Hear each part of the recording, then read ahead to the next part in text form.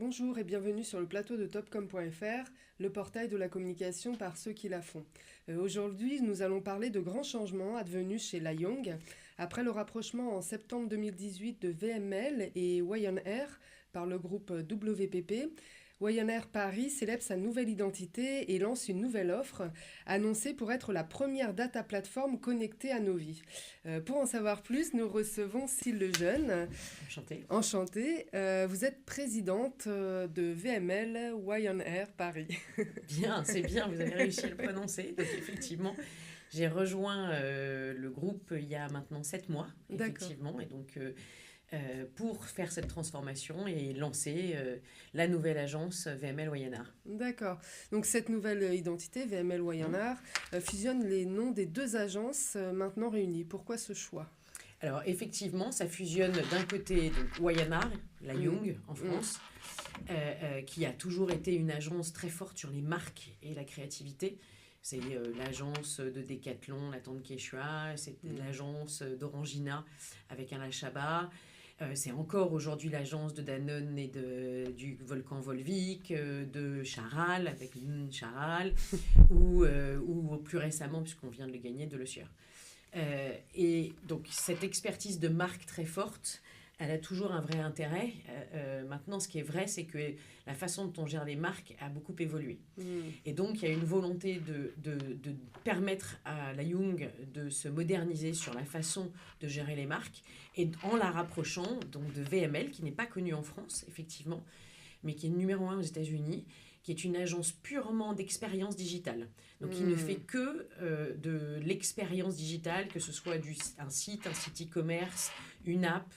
Donc, ce n'est que du serviciel digital. Et donc, l'idée de réunir les deux a fait qu'aujourd'hui, on veut effectivement se positionner comme l'agence des marques connectées. Et donc, l'agence des marques connectées à la vie des gens.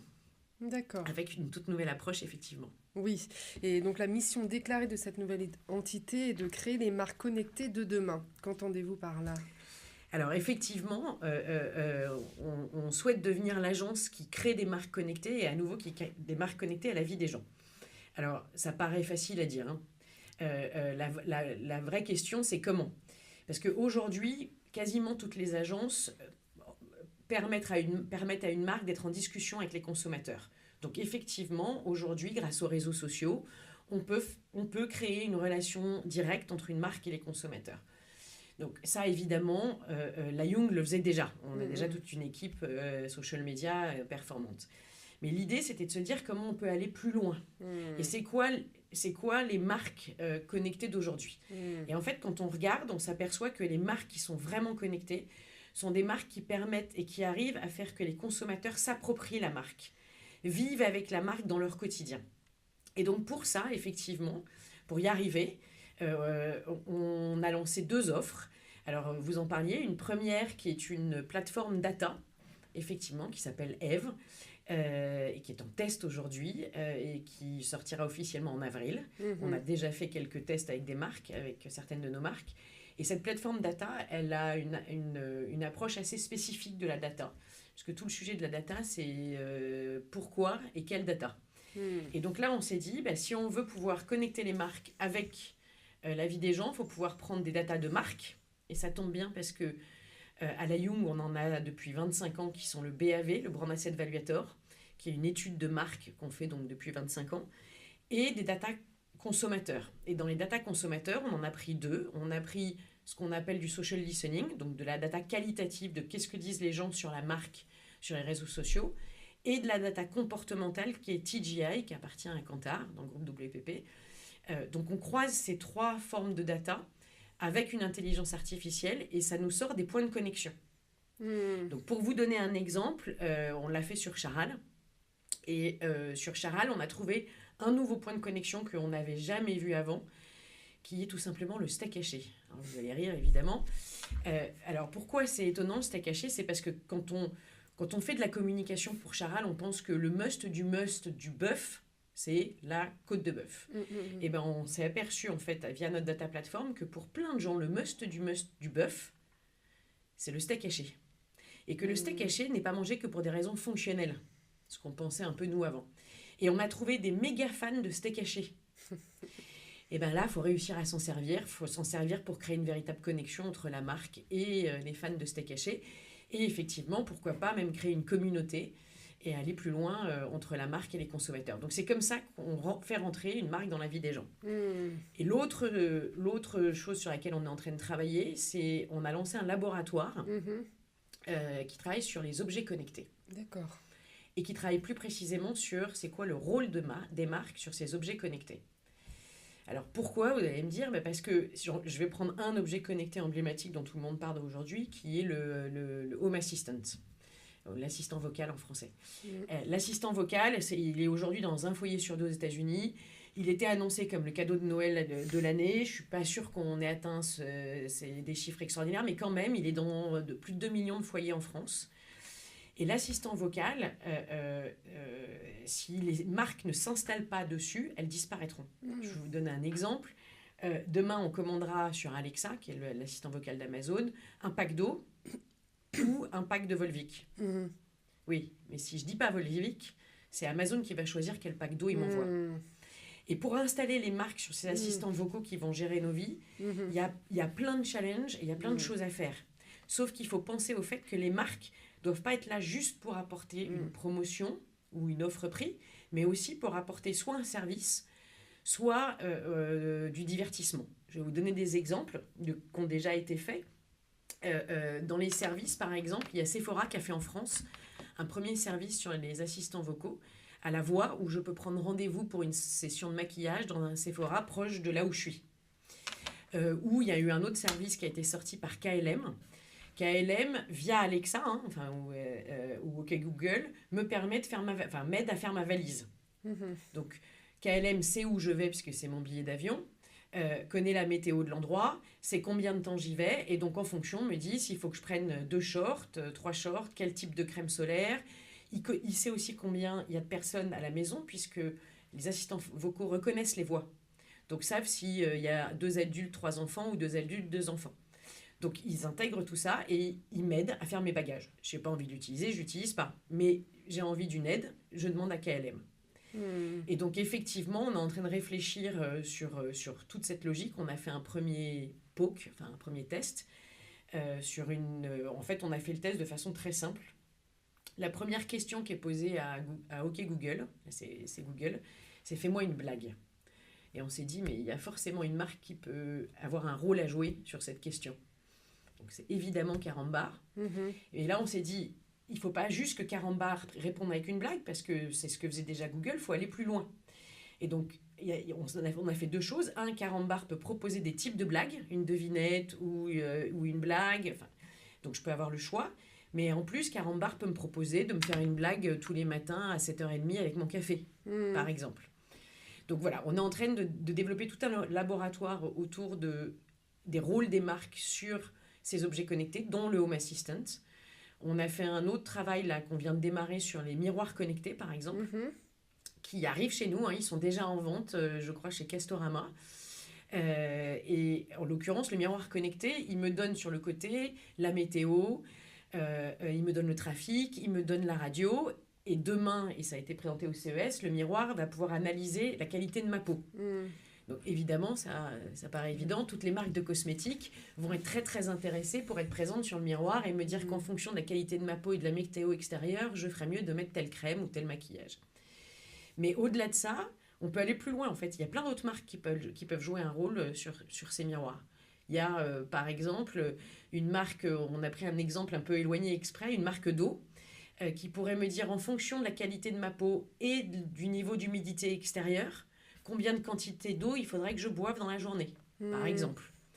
Donc, vous voyez, tous les exemples que je vous donne sont des exemples où les marques communiquent, mais c'est de la communication ou servicielle ou vraiment divertissante. Dans le divertissement, il y a un exemple qui est incroyable, qui est sorti il y a peu de temps aux États-Unis, qui est HBO, pour le lancement de la nouvelle saison de Westworld, qui est une de leurs séries phares. Ils ont créé un jeu sur les Home Assistants.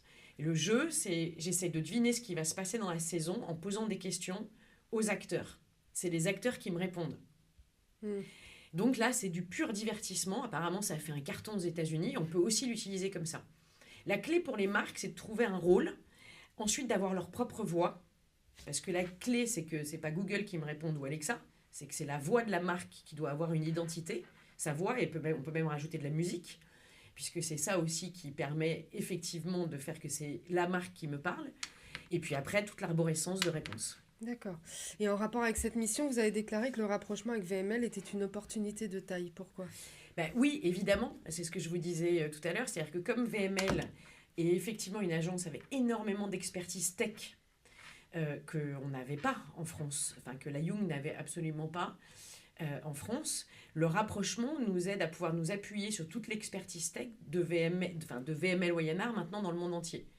Pour vous donner un exemple, en Pologne, VML Wayanar a plus de 200 développeurs qui sont très spécialisés sur tout ce qui est site web et site e-commerce.